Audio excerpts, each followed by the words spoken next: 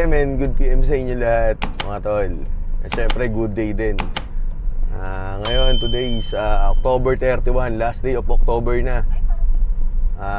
Bukas, oras at araw ng dalaw natin sa mga mahal natin sa buhay na iniwan na tayo. Pero hindi natin pwedeng kalimutan din, syempre. Ngayon, syempre, mag-aasama kami ng team namin. Syempre, lagi naman nandyan, asawa ko, si Vanessa. Kasama ko rin syempre si Ate Shabby. Si Ate Sugar dapat sasama, kaso umalis na kaagad dahil may ano sila dun sa patay nila rin, sementeryo. At syempre, yung lagi kong kasama, yan, kinukuhanan ako ngayon. Si Marvin. Yan, magkasama ngayong apat. Papunta kami ngayon sa Ribisco. Na actually ito medyo na-delay na kasi nga matagal na to medyo nasabay lang talaga sa sobrang busy na schedule namin. Isang kanayo natin, kabarangay natin na nag-request ng wheelchair na talagang kumbaga sorry, pasensya na, pero ano na to halos inabot yata ng isang buwan mahigit. Pero yung wheelchair naman nung ni-request nila, antemano naman nasa akin na kagad.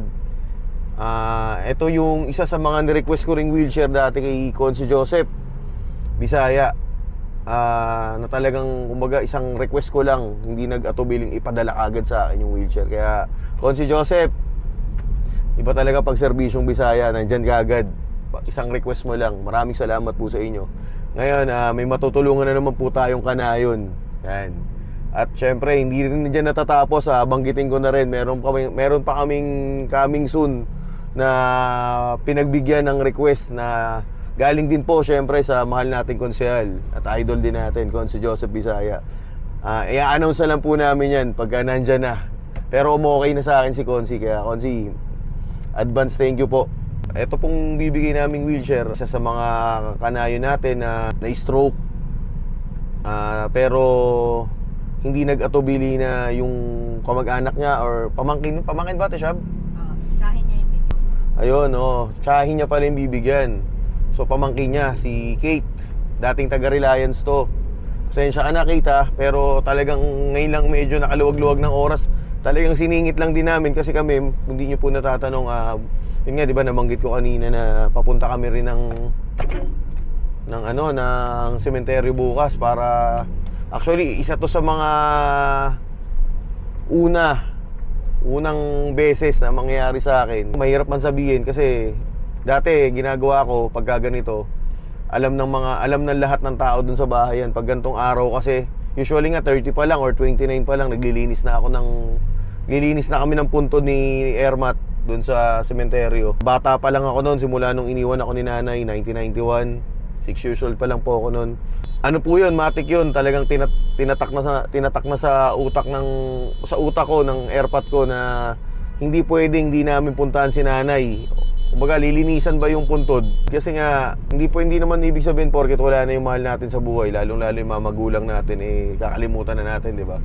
Kaya matik yun, tuwing gantong araw, bago mag-November 1, talagang, kumbaga, matik yun, talagang nililinisan na namin kaagad yun. Kasama ko palagi si tatay noon pagka pumupunta ron. Kaso ngayon, nakakalungkot man sabihin, isa na si Airpat sa dadalawin ko ngayon. Kasi nga, di ba, alam niyo naman po siguro yung nangyaring hindi magandang karanasan sa amin. Although doon naman talaga lahat tayo papunta. Kumbaga sa akin lang, nalulungkot lang ako kasi ito talaga yung unang beses na dadalaw ako. Kaso hindi lang sa nanay ko, pati na sa airpot ko. Wala naman tayong magagawa kundi tanggapin yun, di ba? Move on lang. Kumbaga bago namin gawin yun, naisipan namin, sabi ko nga baka mamaya abutin na naman. Mamaya may masabi. Yun po kasi talaga yung iniiwasan ko hanggat maaari. Although hindi naman natin ma-perfect, di ba? Pero hanggat maaari, sabi ko nga sa inyo, kung may mga request sa atin, pinipilit naman natin gawang kagad ng paraan. Although minsan talaga nagkakaroon lang ng aberya.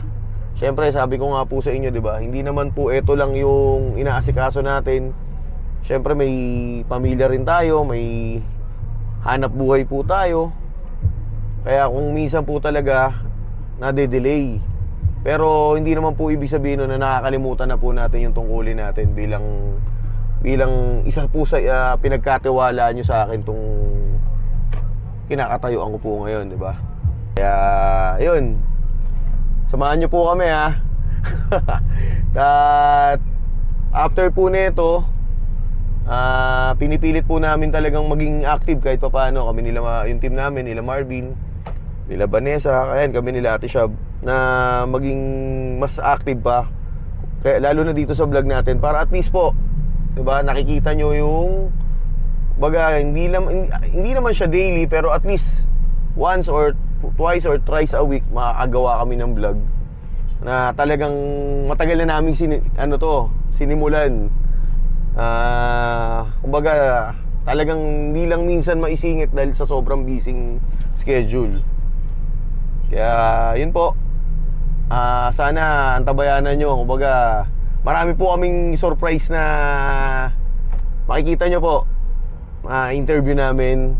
At sisiguraduhin po namin mas marami pa kayong mapupulot na aral doon. Mapapakinggan nyo yung mga kwento ng buhay nila, kung paano sila nakarating sa ganong estado. Tapos kung ano pa po yung mga tagumpay na narating nila. Basta yun, marami po. Sa ngayon, pagpasensyaan nyo muna sa siguro kami sa ganitong sistema. Kasi, yun nga, syempre bago pa lang. Lalo na medyo natigil din kami. Basta ngayon, wala naman po tayong iniiling kundi maging safe po tayong lahat. Lalo na ngayon, awa ng Diyos, buti naman kahit papano medyo hindi katulad nung nakaraan, nung last vlog namin na nagsunod-sunod yung lindol dito sa Pilipinas, di ba? Buti kahit papano hindi na ganun. Hopefully sana magtuloy-tuloy na or mawala na yung kinakatakutan nating the big one na yan. Siguro ngayon ang nakakatakot na lang na mangyari ngayon, ewan ko kung mabubura pa yan. Wala namang iba kundi yung pangungurakot at pagdarambong ng mga, alam nyo na kung sino yung mga yon, di ba? Sana makakonsensya naman sila, di ba? Lalo na ngayon, magpapasko na. Araw ng mga patay bukas, sana patayin nyo na yung kademonyo na yan. Yung pag nanakaw na yan. Kaya yun, yun lang po. Mamaya po pag tuloy po namin ulit.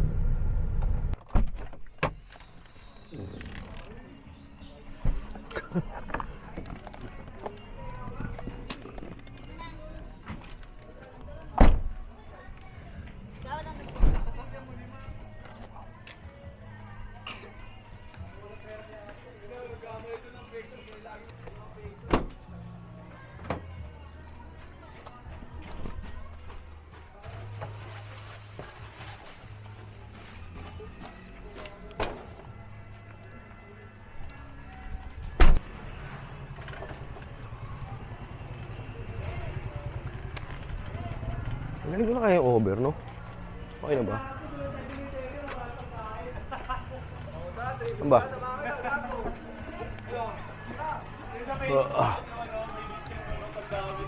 Good evening. Dyan ba?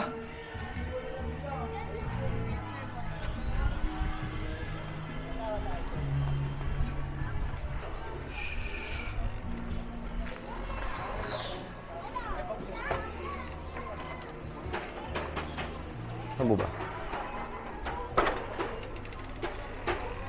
Dito ba? Ay! Gandang gabi po. Yung...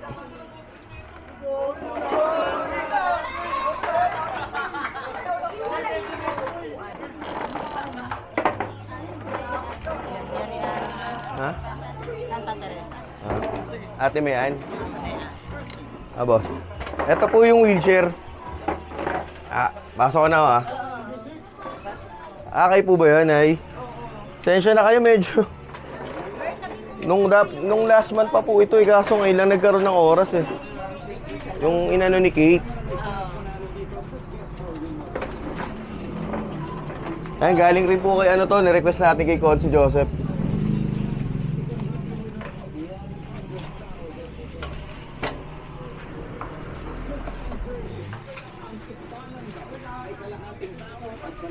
Papunes na lang po siguro para medyo nakalikabok. Opo. Pero bago po yan.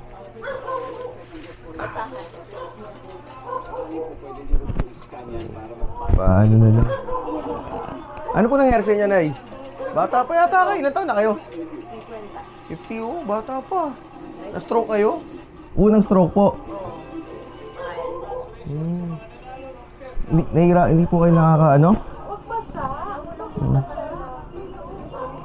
Hindi po kayo nakakalakad. Hirap kayo. Hirap lang maglakad pero Sakto pag nagpapacheck up po kayo palagi. Saan ospital po? Ay, sabi niyo. Pamangkin niyo po si Kate. Oo. Okay. Sino doon? Yung tatay? Sino po kamag-anak niyo ron? Asawa. Yung asawa niyo. Hindi. Pamangkin ko yung asawa niya.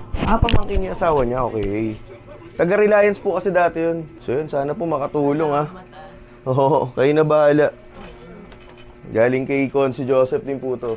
Bisaya, na-request natin. Paano na, hindi na rin kami magtatagal para makaano kayo. Anak po kayo? Pamangkin din. Kapatid siya ni, hipag siya ni Kate. Sige po. Pasabi na lang din kay Kate, ma'am. Okay na po kayo, huwag na po kayo muna dyan. Huwag na kayo tumayo para... Bisaya. Sige po, Nay. Get well soon po. Sige po. Okay po. Sige po, kataman.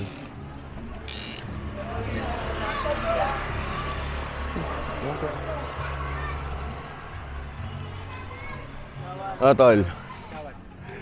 Kala ko nag-inom na kayo eh.